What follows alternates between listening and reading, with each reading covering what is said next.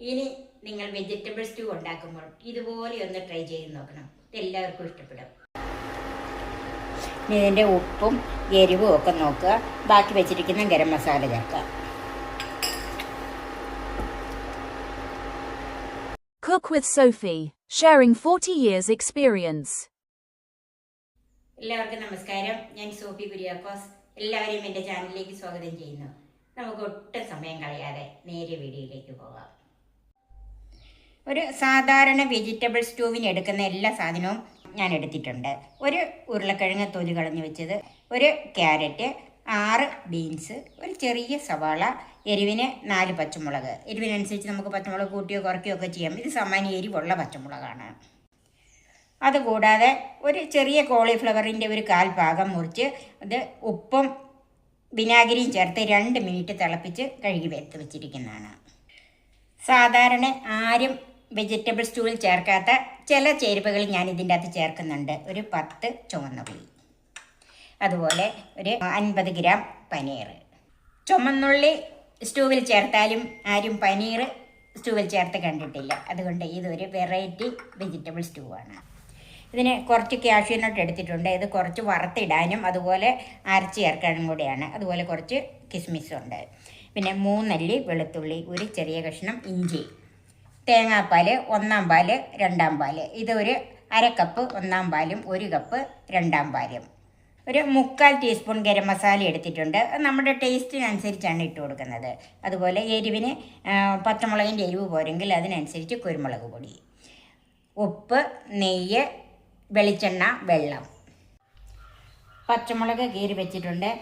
ക്യാരറ്റും ബീൻസും സവാളയെല്ലാം ഇതുപോലെ ക്യൂബ്സ് ആയിട്ട് അരിഞ്ഞ് വെച്ചിട്ടുണ്ട്. ഇഞ്ചിയും വെളുത്തുള്ളിയും ചെറുതായിട്ട് അരിഞ്ഞ് വെച്ചിട്ടുണ്ട്. ഉരുളക്കിഴങ്ങ് ഇതുപോലെ ക്യൂബ്സ് ആക്കി വെള്ളത്തിലിട്ടിട്ടുണ്ട്. ചെറിയ ഉള്ളി പിളർന്ന് വെച്ചിട്ടുണ്ട്. കോളിഫ്ലവർ ഒന്നുകൂടെ ചെറുതാക്കിയും വെച്ചിട്ടുണ്ട്. ചൂടായ പാനിലേക്ക് ഒരു 2 ടേബിൾ സ്പൂൺ വെളിച്ചെണ്ണ ഒഴിച്ചു കൊടുക്കാം. വെളിച്ചെണ്ണ ചൂടായി അതിലേക്ക് നമ്മൾ എടുത്തു വെച്ചിരിക്കുന്ന ഈ കോളിഫ്ലവർ ഒന്ന് ഇട്ട് കൊടുക്കാം. ഇതൊന്ന് വഴറ്റിയെടുക്കണം. തീ ഒരു മീഡിയം ഫ്ലെയിമിൽ മതി.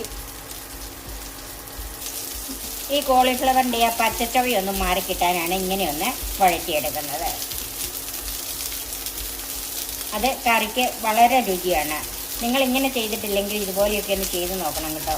ഒരു വെറൈറ്റി ആയ ഒരു സ്റ്റൂ ആണിത്.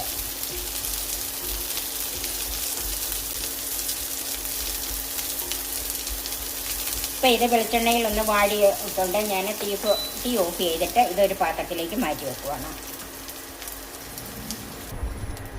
ഇനി ആ ബാക്കിയുള്ള എണ്ണയിലേക്ക് പനീർ ഒന്ന് വഴറ്റിയെടുക്കണം.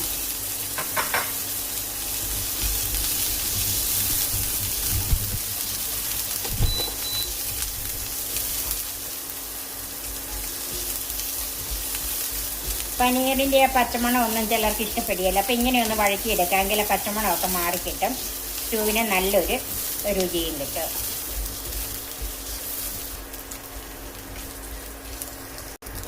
അപ്പം ഈ പനീറിൻ്റെ കളറൊക്കെ ഒന്ന് മാറിയിട്ടുണ്ട്.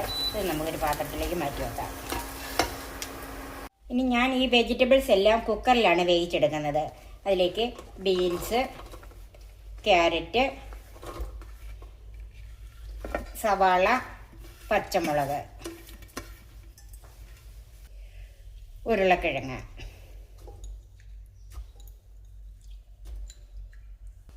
വഴറ്റി വെച്ചിരിക്കുന്ന കോളിഫ്ലവർ, ചെറിയ ഉള്ളി, ഇഞ്ചി, വെളുത്തുള്ളി, കുറച്ച് കറിവേപ്പില,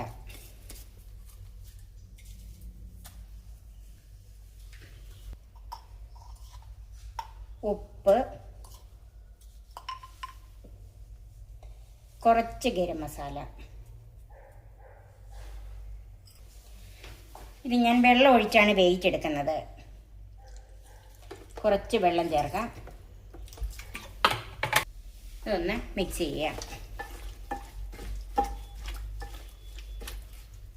പനീർ ഇപ്പം ഇതിൻ്റെ അകത്ത് ചേർക്കുന്നില്ല. പനീർ ഇത് വെന്ത് കഴിഞ്ഞിട്ടേ പനീർ ചേർക്കുന്നുള്ളൂ. ഇത് നമുക്ക് അടച്ച് വെച്ച് 2 വിസിൽ. ഒരു വിസിൽ ഹൈ ഫ്ലെയിമിൽ, ഒരു വിസിൽ ലോ ഫ്ലെയിമിൽ. വെജിറ്റബിൾസ് ഒക്കെ വെന്ത് വരുന്ന നേരത്തിന് നമുക്ക് ഈ കാഷ്യൂനട്ട് ഒന്ന് അരച്ചെടുക്കണം. ഞാൻ ഇതിലേക്ക് കുറച്ച് 2-ാം പാലാണ് ചേർക്കുന്നത്. ബാക്കി നമുക്ക് വഴറ്റാനായിട്ട് മാറ്റി വെച്ചിരിക്കുകയാണ്.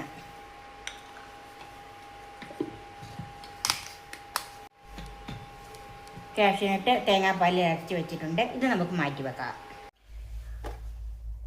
ഇപ്പം പ്രഷറൊക്കെ മാറിയിട്ടുണ്ട്. 2 വിസിൽ കെട്ടി കഴിഞ്ഞ് ഓഫ് ചെയ്തിട്ടിരുന്നതാണ്. ഇനി കഷ്ണങ്ങളൊക്കെ വെന്തോന്ന് നോക്കാം. ഉരുളക്കിഴങ്ങൊക്കെ നന്നായിട്ട് വെന്തിട്ടുണ്ട്. ക്യാരറ്റും ഒക്കെ നന്നായിട്ട് വെന്തിട്ടുണ്ട്. ഇനി അതിലേക്ക് പനീർ ചേർക്കാം.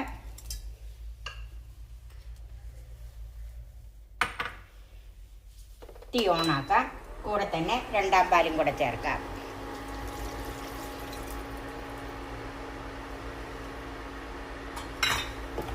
ഇനി ഇതൊന്ന് മിക്സ് ചെയ്യണം. ഇനി ഇതൊന്ന് നന്നായിട്ട് തിളയ്ക്കണം.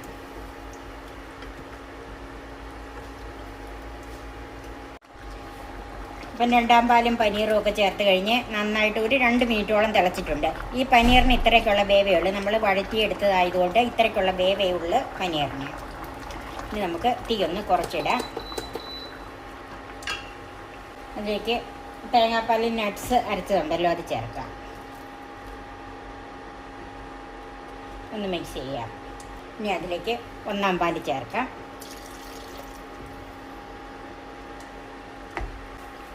ഇനി ഇത് നന്നായിട്ടൊന്ന് ചൂടായി വന്നാൽ മതി. ഇപ്പം തന്നെ കറി തിക്കാകാൻ തുടങ്ങിയിട്ടുണ്ട്. ഇതിന് എന്തോരം തിക്നെസ് വേണം അല്ലെങ്കിൽ എന്തോരം ഗ്രേവി വേണം എന്നൊക്കെ അതിനനുസരിച്ച് വേണം തേങ്ങാപ്പാൽ ചേർത്ത് കൊടുക്കാൻ. ഇപ്പം ഈ കറി നന്നായിട്ട് ചൂടായിട്ടുണ്ട്. ഒരല്പം എരിവ് കുറവുണ്ട്. അതിന് നമുക്ക് കുരുമുളക് പൊടി ചേർക്കാം. വെള്ള കുരുമുളക് പൊടിയാണെങ്കിൽ ഏറ്റവും നല്ലത്. കറി നന്നായിട്ട് വെളുത്തിരിക്കും. ഇനി ഇതിൻ്റെ ഉപ്പും എരിവും ഒക്കെ നോക്കുക. ബാക്കി വെച്ചിരിക്കുന്ന ഗരം മസാല ചേർക്കുക.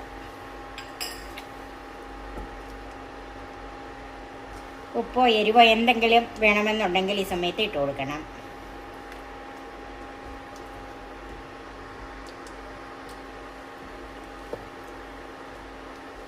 ഇപ്പോൾ ഈ കറി നന്നായിട്ട് ചൂടായിട്ടുണ്ട്. ഞാൻ തീ ഓഫ് ചെയ്യുവാണ്.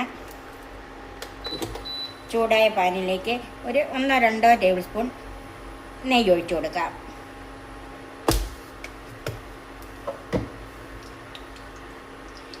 ഈ നട്ട്സും കിസ്മിസും ഈ നെയ്ക്കകത്ത് വേണം വറുത്തെടുക്കാൻ.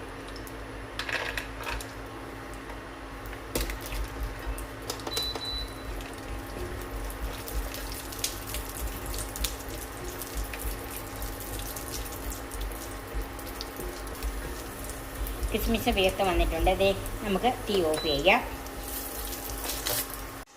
ഇനി ഈ സ്റ്റോവിലേക്ക് നമ്മൾ വറുത്ത് വെച്ചിരിക്കുന്ന നട്ട്സും കിസ്മിസും ചേർക്കാം.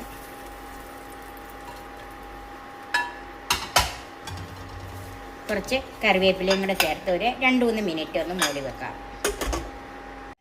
അപ്പോൾ ഇത് അടച്ച് വെച്ചിട്ട് ഒരു 2-3 മിനിറ്റായി. നമുക്കിനി ഇതൊന്ന് മിക്സ് ചെയ്യാം. പനീർ ചേർത്ത സ്പെഷ്യൽ വെജിറ്റബിൾ സ്റ്റൂ റെഡിയായി. സർവിംഗ് ഡിഷിലേക്ക് മാറ്റാം. ഇത് എല്ലാവരും ഒന്ന് ട്രൈ ചെയ്ത് നോക്കണം. അപ്പം അതുപോലെ ബ്രെഡ് എല്ലാത്തിൻ്റെയും കൂടെ കഴിക്കാൻ പറ്റിയ നല്ലൊരു വെജിറ്റബിൾ സ്റ്റൂ ആണ്.